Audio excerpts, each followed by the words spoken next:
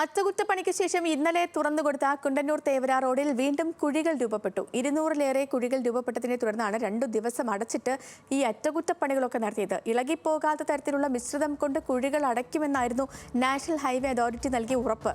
എന്നാൽ ഈ പണി പൂർത്തിയായി 2ാം ദിനം തന്നെ അറ്റകുറ്റപ്പണിക്ക് ഉപയോഗിച്ച വസ്തുക്കൾ പലയിടത്തും തെന്നി നീങ്ങിയ നിലയിലാണ്. ആസിഫ് മുഹമ്മദ് തയ്യാറാക്കിയ റിപ്പോർട്ടിലേക്ക്. വൻ കുഴികൾ രൂപപ്പെട്ട് ഗതാഗതയോഗ്യമല്ലാതെ ആയ കുണ്ടന്നൂർ തേവര പാലം 2 ദിവസം അടച്ചിട്ടതിന് ശേഷമാണ് അറ്റകുറ്റപ്പണികൾ പൂർത്തിയാക്കിയത്.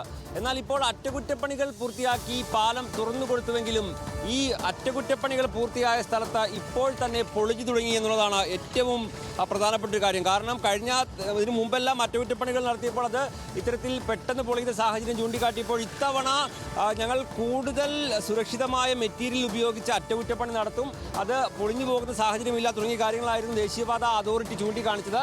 പക്ഷേ ഇന്ന് രാവിലെ മുതൽ തന്നെ ഇന്നലെ തന്നെ നാട്ടുകാർ ചൂണ്ടിക്കാണിച്ചിരുന്നു പല ഭാഗത്തും പ്രശ്നമുണ്ട്. ഇന്ന് രാവിലെ മുതൽ തന്നെ പല ഭാഗത്തും പൊളിഞ്ഞൊടുക്കുകയും നമുക്കറിയാം ഉപയോഗിച്ച മെറ്റീരിയലാണ് ഇങ്ങനെ മഴയത്ത് ഒലിച്ചു വന്ന് കിടക്കുന്നത്.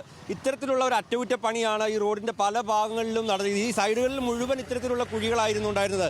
ആ കുഴികൾ ഇത്തരത്തിലുള്ള പല രീതിയിലുള്ള മിശ്രിതം ഉപയോഗിച്ച് റീടാർ ചെയ്ത് അറ്റകുറ്റപ്പണികൾ പൂർത്തിയാക്കുകയാണ് ചെയ്തത്. പക്ഷേ എല്ലായിടത്തും ഇത് നമുക്കിപ്പോൾ കാലുകൊണ്ട് തട്ടിയാൽ പോലും തെറിച്ചു പോകുന്ന തരത്തിലേക്കാണ് ഈ ഒരു കുഴികളുള്ളത്. റോഡ് കണ്ടാൽ തന്നെ ആയിരിക്കും അറിയാൻ പറ്റാത്തത്. ഒരു മഴ വേണ്ട, ഒരു ദിവസത്തിനുള്ളിൽ തന്നെ ഇത് പോകും. ഇത്രയും ആൾക്കാരുടെ സമയവും പെട്രോൾ കാശും ഇതെല്ലാം കഴിഞ്ഞ് 2 ദിവസം അടച്ചിട്ടല്ലേ. ഇത് വളരെ മോശമായിപ്പോയി.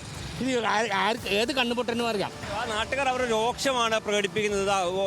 ബൈക്കിൽ ആൾക്കാർ വരുന്നതുകൊണ്ട് ഇപ്പോൾ ഇവിടുത്തെ നാട്ടുകാരുണ്ട്. ഒരു ബൈക്ക് യാത്രക്കാരൻ കൂടി. ചേട്ടാ, ഇവിടെ സ്ഥിരം ഈ വഴി പോകുന്ന ആളാണ്. 2 ദിവസം അടച്ചിട്ടിട്ടാണ് ഈ അറ്റകുറ്റപ്പണി നടത്തിയത്. ഇപ്പോൾ എന്താ തോന്നുന്നത്? ഈ റോഡിൽ കൂടി ഒരു ഗർഭിണിയായ സ്ത്രീയെ കൊണ്ടുപോയാൽ ആ സ്ത്രീ പ്രസവിക്കും. അതേ അവസ്ഥയാണ് ഇപ്പം ഈ റോഡിൻ്റെ അവസ്ഥ, ഈ പാലത്തിൻ്റെ അവസ്ഥ. ഇത് മൊത്തം ഇതായിട്ട് കിടക്കണേ. ഇപ്പോൾ റോഡിൻ്റെ ഈ വെള്ളം പോകാനുള്ള ഒരു സാധനം വെച്ചേക്കണെന്ന് പറഞ്ഞാൽ ഇവരുടെ ഒരു ഇത് നമ്മൾ ബ്രേക്ക് പിടിച്ച് വണ്ടി മൂവായി വരുമ്പോൾ അടുത്ത ഇത് തന്നെയാണ് കുഴിയായിട്ട് ഇങ്ങനെ കിടക്കണേണ്. അതാണ് ഇപ്പോൾ ഈ റോഡിൽ കൂടി പോകാനുള്ള ബുദ്ധിമുട്ടെന്ന് പറഞ്ഞാൽ ഭയങ്കര ബുദ്ധിമുട്ട് തന്നെയാണ്. പാലടച്ചിട്ട് എന്താണ് ഈ കാണിച്ചു വെച്ചേക്കണത്? ഇമാരി ഇങ്ങനെയാണ് പറഞ്ഞത്. ഞാൻ അങ്ങോട്ട് മര്യാദ ടാറിയോ എന്നാ ഓർത്തത്.